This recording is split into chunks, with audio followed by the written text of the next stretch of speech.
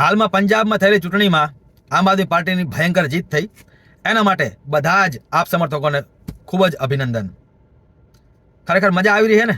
તમે આમ જોવો બધી બાજુ આપ પર આમ ફૂલેકામાં કોકના એવી રીતે આમ નાચી રહ્યા છે. સામાન્ય વાત છે ભાઈ, જીત થઈ એમની પાર્ટીની તો પછી નાચે ને, તો એ બધા નાચનારા બધા છે ને, પોસ્ટ મૂકીને આમ ખુશ થતા હોય ને, બધાને પૂછો કે હવે શું ઈવીએમમાં ગડબડ છે? શું ચૂંટણી પંચે કઈ લોચો કર્યો?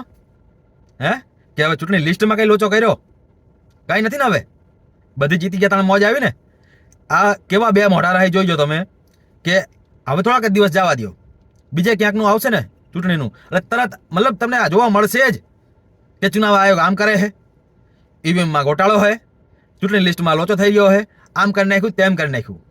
મતલબ જ્યાં સુધી પોતે જીતે ને ત્યાં સુધી બધું રેડી, બધું મોજે મોજ એકદમ. અને જ્યાં હારે, દિલ્હીમાં જ્યાં સુધી ફૂલ બહુમતથી આવતા હતા, મતલબ બહુમતી કેટલી સીટ વધારે આવતી હતી, ત્યાં સુધી બધું રેડી હતું. જેવા દિલ્હી વાળાએ માથે બેરા તેને ટાંટિયા પકડીને પસાડ્યા એટલે તરત જ કે ઈવીએમમાં ઘોટાળો હે, ચૂંટણી પંચ આમ કરી રહ્યું હે, તેમ કરી રહ્યું હે.